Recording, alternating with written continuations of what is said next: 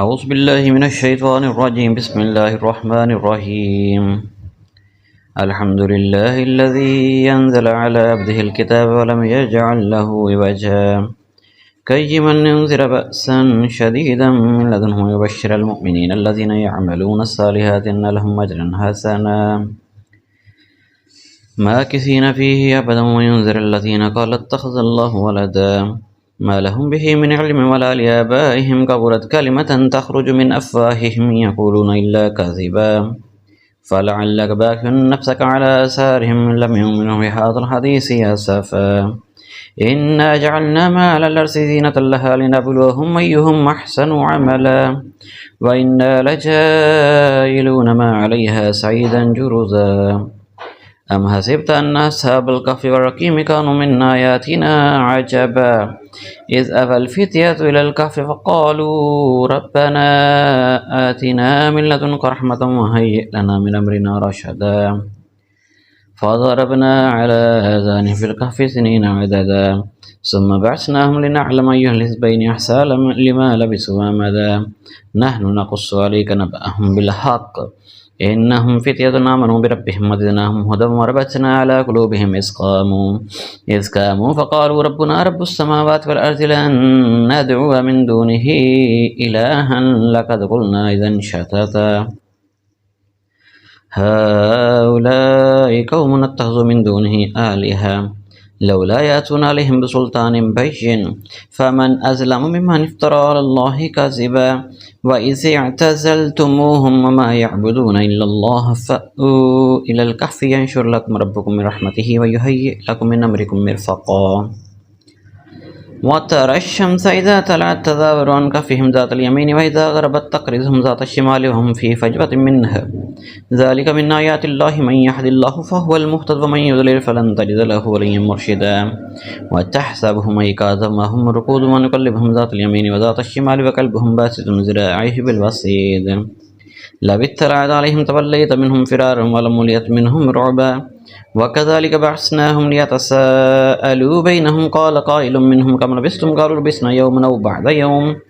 قالوا ربكم أعلم بما لبثتم فابعثوا أحدكم بورقكم هذه إلى المدينة فلينظر أيها أزكى طعاما فليأتكم برزق منه وليتلطف ولا يشعرن بكم أحدا إنهم يظهروا عليكم يرجموكم أو يعيدوكم في ملتهم ولن تفلحوا إذا أبدا وكذلك عسرنا عليهم ليعلموا أن وعد الله حق وأن الساعة لا ريب فيها إذ يتنازعون بينهم أمرهم فقالوا بنوا عليهم بنيانا ربهم أعلم بهم قال الذين غلبوا على أمرهم لنتخذن عليهم مسجدا سيقولون ثلاثة رابعهم كلبهم ويقولون خمسة سادسهم كلبهم رجما بالغيب ويقولون سبعة وثامنهم كلبهم قل ربي يعلم بعدتهم ما يعلمهم إلا قليل فلا تمار فيهم إلا مراء ظاهرا ولا تستفت فيهم منهم أحدا ولا تقولن لشيء إني فاعل ذلك غدا إلا أن يشاء الله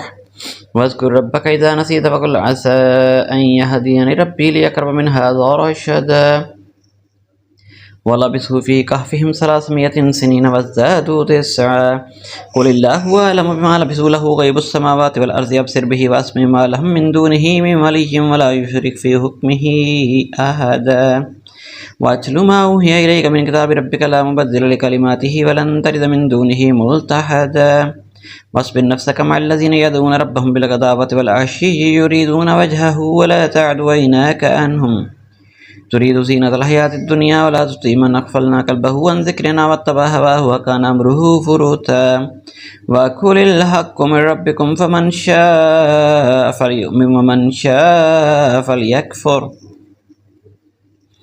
إنا أعتدنا للظالمين نارا أحاط بهم سرادقها وإن يستغيثوا يغاثوا بماء كالمهل يشفي الوجوه بئس الشراب وساءت مرتفقا إن الذين آمنوا وعملوا الصالحات إنا لا نضيع أجر من أحسن عملا أولئك لهم جنات عدن تجري من تحتهم الأنهار يحلون فيها من أساور من ذهب ويلبسون ثيابا خضرا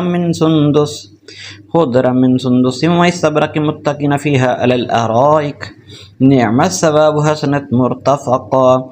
واضرب لهم مثلا رجلين جعلنا لأحدهما جنتين من أعناب وحففناهما بنخل وجعلنا بينهما زرعا كلتا الجنتين آتت أكلها ولم تظلم منه شيء وفجرنا خلالهما نهرا وكان له ثمر فقال لصاحبه وهو يحاوره أنا أكثر منك مالا وأعز نفرا ودخل جنته وهو ظالم نفسه قال ما أظن أن تبيد هذه أبدا وما أظن الساعة قائمة ولئن رددت إلى ربي لأجدن خيرا منها منقلبا.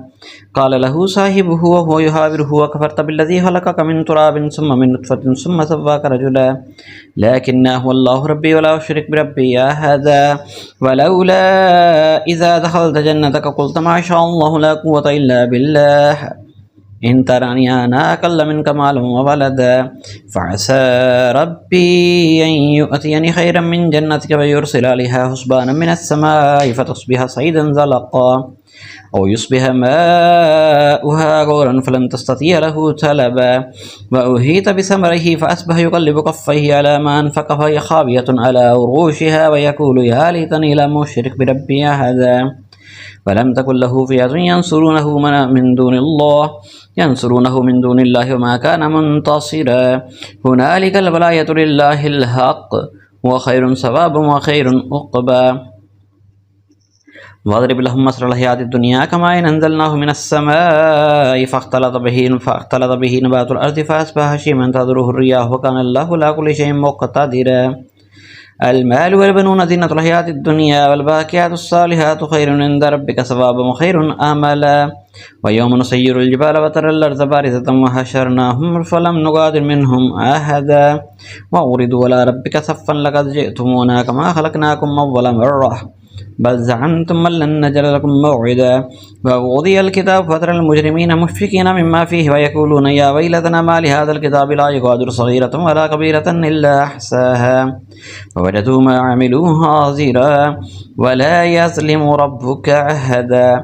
وإذ قلنا للملائكة اسجدوا لآدم فسجدوا إلا إبليس كان من الجن ففسق عن أمر ربه فتتخذونه وذريته أولياء من دوني وهم لكم عدو بئس للظالمين بدلا. ما أشهدتهم خلق السماوات والأرض ولا خلق أنفسهم وما كنتم متخذ المضلين عضدا. ويوم يقول نادوا شركائي الذين زعمتم فدعوهم فلم يستجيبوا لهم وجعلنا بينهم موبقا ورأى المجرمون النار فظنوا أنهم مواقعوها ولم يجدوا عنها مصرفا. ولقد صرفنا في هذا القرآن للناس من كل مثل وكان الإنسان أكثر شيء جدلا. وما منع الناس أن يؤمنوا إذ جاءهم الهدى ويستغفروا ربهم إلا أن تأتيهم سنة الأولين ويأتيهم العذاب قبلا. وما نرسل المرسلين إلا مبشرين ومنذرين ويجادل الذين كفروا بالباطل ليدحضوا به الحق واتخذوا آياتي وما أنذروا هزوا. ومن أظلم ممن سكر بآيات ربه فأعرض عنها ونسي ما قدمت يداه إنا جعلنا على قلوبهم مكنة يفقهوه في آذانهم وقرا وإن تدعهم إلى الهدى فلن يهتدوا إذا أبدا. وربك الغفور ذو الرحمة لو يؤاخذهم بما كسبوا لأجل لهم العذاب بل لهم موعد لن يجدوا من دونه موئلا. وتلك القرى أهلكناهم لما ظلموا وأجلنا لمهلكهم موعدا.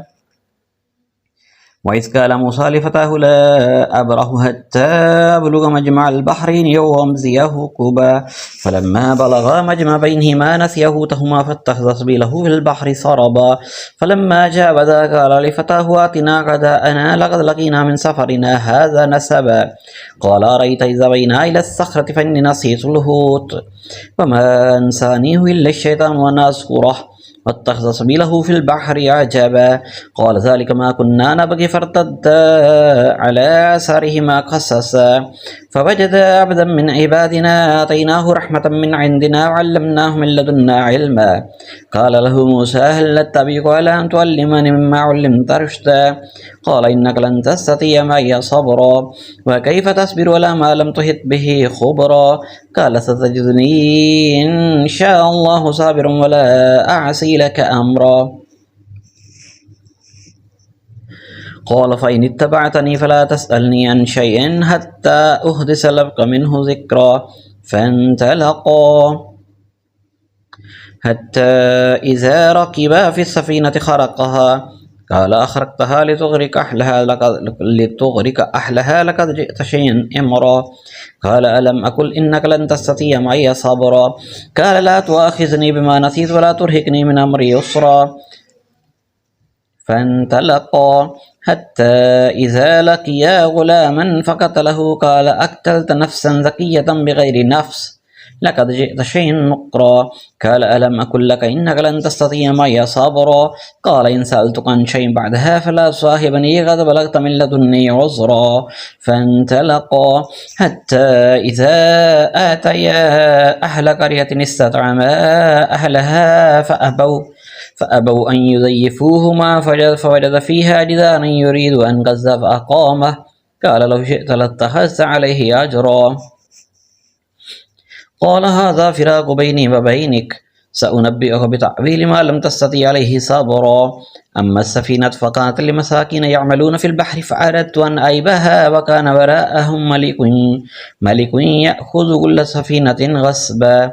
وأما الغلام فكان أبواه مؤمنين فخشينا أن يرهقهما طغيانا وكفرا فأردنا أن يبدلهما ربهما خيرا منه زكاة وأقرب رحما. وأما الجدار فكان لغلامين يتيمين في المدينة فكان تحته كنز لهما وكان أبوهما صالحا فأراد ربك أن يبلغا أشدهما يستخرجا كنزهما رحمة من ربك وما فعلته عن أمري ذلك تأويل ما لم تستطع عليه صبرا. ويسألونك عن ذي القرنين قل سأتلو عليكم منه ذكرا. إنا مكنا له في الأرض وآتيناه من كل شيء سببا فأتبع سببا حتى إذا بلغ مغرب الشمس وجدها تغرب في عين حمية ووجد عندها قوما قلنا يا ذا القرنين إما أن تعذب وإما أن تتخذ فيهم حسنا. قال أما من ظلم فسوف نعذبه ثم يرد إلى ربه فيعذبه عذابا نكرا. أما من آمن وعمل صالحا فله جزاء الحسنى وسنقول له من أمرنا يسرا. ثم أتبع سببا حتى إذا بلغ مطلع الشمس وجدها تطلع على قوم لم نجعل لهم من دونها سترا كذلك وقد عهدنا بما لديه خبرا. ثم أتبع سببا حتى إذا بلغ بين السدين وجد من دونهما قوما لا يكادون يفقهون قولا قالوا يا ذا القرنين إن يأجوج ومأجوج مفسدون في الأرض فهل نجعل لك خرجا على أن تجعل بيننا وبينهم سدا. قال ما مكنني فيه ربي خير فأعينوني بقوة أجعل بينكم وبينهم ردما آتوني زبر الحديد حتى إذا ساوى بين الصدفين قال انفخوا حتى إذا جعله نارا قال آتوني يفرغ عليه قطرا فما استطاعوا أن يظهروه وما استطاعوا له نقبا. قال هذا رحمة من ربي فإذا جاء وعد ربي جعله دكاء وكان وعد ربي حقا. وتركنا بعضهم يومئذ يموج في بعض ونفخ في السور فجمعناهم جمعا وأرزنا جهنم يومئذ للكافرين أرزا. الذين كانت أعينهم في غطاء عن ذكري وكانوا لا يستطيعون السمع أفحسب الذين كفروا أن يتخذوا عبادي من دوني أولياء إنا أعتدنا جهنم للكافرين نزلا. قل هل ننبئكم بالأخسرين أعمالا الذين ضل سعيهم في الحياة الدنيا وهم يحسبون أنهم يحسنون صنعا أولئك الذين كفروا بآيات ربهم ولقائه فحبط أعمالهم فلا نقيم لهم يوم القيامة وزنا ذلك جزاؤهم جهنم بما كفروا واتخذوا آياتي ورسلي هزوا. إن الذين آمنوا وعملوا الصالحات كانت لهم جنات الفردوس نزلا خالدين فيها لا يبغون عنها حولا. قل لو كان البحر مدادا لكلمات ربي لنفذ البحر قبل أن تنفذ كلمات ربي ولو جئنا بمثله مددا قل إنما أنا بشر مثلكم يوحى إلي أنما إلهكم إله واحد فمن كان يرجو لقاء ربه فليعمل عملا صالحا ولا يشرك بعبادة ربه أحدا. صدق الله العظيم.